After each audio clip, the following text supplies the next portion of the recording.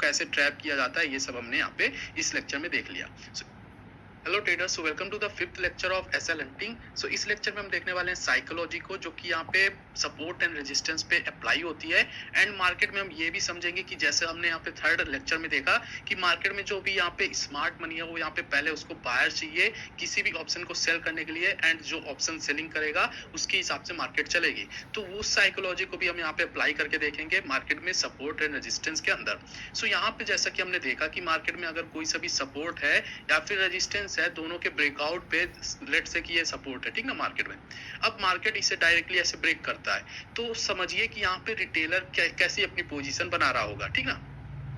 अब यहाँ पे अगर आप देखिए तो मार्केट क्योंकि इस लेवल को डायरेक्टली ब्रेक कर रहा है, ये एक सपोर्ट है। सपोर्ट कौन कौन से होते हैं हमने पिछले लेक्चर में देख लिया, ठीक ना, तो आप उन्हें नोट करके रख लीजिएगा। लेट से कि ये सपोर्ट है। अब मार्केट इसे डायरेक्टली जब ब्रेक कर रहा है तो रिटेलर क्या करेगा, रिटेलर क्यों अपनी पोजीशन यहाँ पे बनाएगा, उसकी साइकोलॉजी को समझिए। उसको ये डर है कि उससे ये मूव मिस ना हो जाए, मतलब यहाँ पे फोमो के कारण वो एंट्री करेगा, ठीक ना। तो इस तरीके की चीजें जो रिटेलर की वीकनेस है ना, उसको आपको अप्लाई करना पड़ता है मार्केट के अंदर, और साइकोलॉजी को अप्लाई करना पड़ता है। वो क्या करेगा, अपनी पोजीशन यहाँ पे बनाने लगेगा। क्योंकि सपोर्ट यहाँ पे ब्रेक हो रहा है तो क्या बाय करेगा इस पॉइंट पे, वो बाय करेगा पुट।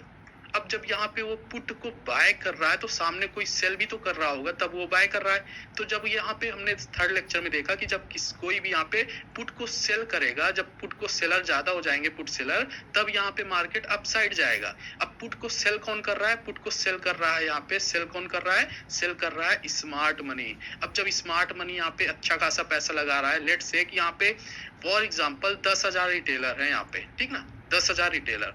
अब थोड़ा सा आप ये भी समझिए कि 10,000 जब रिटेलर है, वो अगर 10-10 हजार रुपए करके मल्टीप्लाई आप करोगे, मान लीजिए सब कोई एक लॉट के साथ ट्रेड कर रहा है, ठीक ना, समझिएगा साइकोलॉजी। और यहाँ पे थोड़ा सा प्राइस एक्शन को आप समझिए, और यहाँ पे थोड़ा सा जो प्राइस है, पैसा कहाँ पे लग रहा है ज्यादा, उसको भी आप समझिए।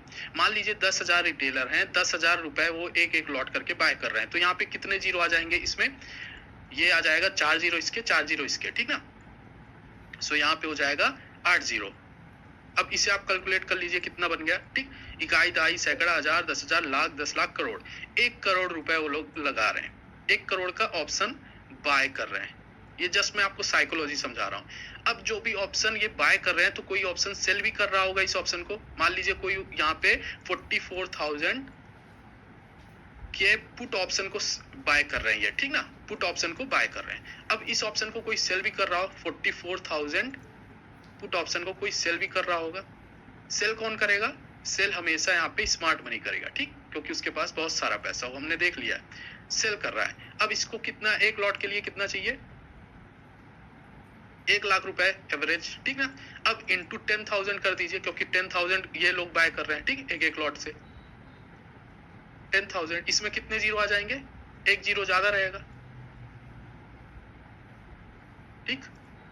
कितना हो गया, एक और जीरो आ जाएगा, ठीक।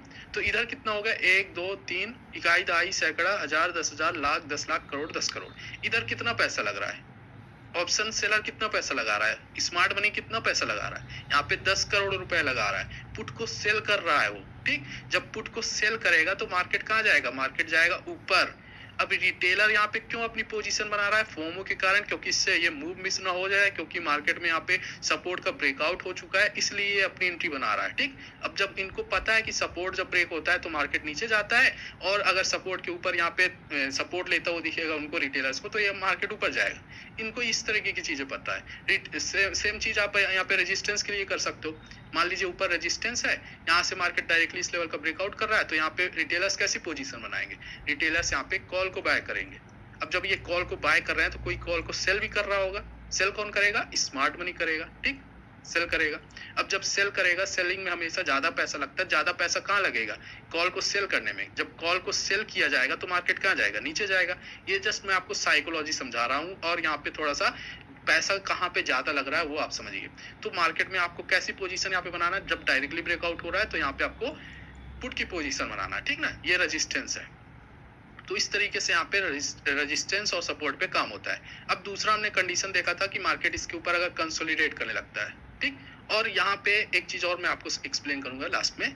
अब मार्केट में ये सेकंड कंडीशन है, यहाँ पे मान लीजिए सपोर्ट है। अब यहाँ पे ये चीज समझिए कि मान लीजिए ये सपोर्ट है, मार्केट हमने जैसे दूसरा कंडीशन देखा था कि मार्केट यहाँ पे जैसे थोड़ा सा होल्ड करता हुआ दिख रहा है, कंसोलिडेट कर रहा है, तो यहाँ पे रिटेलर्स कैसी पोजीशन बनाएंगे? रिटेलर्स क्या करेंगे? यहाँ पे बाय करेंगे। क्या बाय करेंगे? कॉल को बाय करेंगे, कॉल को बाय करेंगे रिटेलर्स, ठीक ना। अब जब ये बाय कर रहे हैं तो कोई सेल भी तो कर रहा होगा। सेल कौन करेगा? स्मार्ट मनी क्या करेगा? सेल करेगा। किसको करेगा? कॉल को। अब जब कॉल को सेल किया जाएगा तो मार्केट कहाँ जाएगा? मार्केट जाएगा नीचे, ठीक। तो ये सपोर्ट की बात हो गई। अब सेम चीज यहाँ पे रेजिस्टेंस में है, ठीक। तो यहाँ पे मान लीजिए ये रेजिस्टेंस हमारा, अब मार्केट यहाँ पे आ रहा है और थोड़ा सा यहाँ पे कंसोलिडेट करने लग रहा है। सबको रिटेलर्स को कैसी, रिटेलर्स की साइकोलॉजी यहाँ पे कैसी रहेगी कि मार्केट इसके ऊपर नहीं जा पाएगा, तो क्या करेंगे? वो अपना पोजीशन पुट के लिए बनाएंगे, वो पुट बाय करेंगे, क्योंकि रिटेलर हमेशा पुट बाय करेगा, मतलब बाइंग करता है ऑप्शन को, ठीक है। अब जब यहाँ पे ये पुट को बाय कर रहा है तो कोई सेल भी कर रहा होगा, तो पुट सेलर कौन रहेगा? पुट को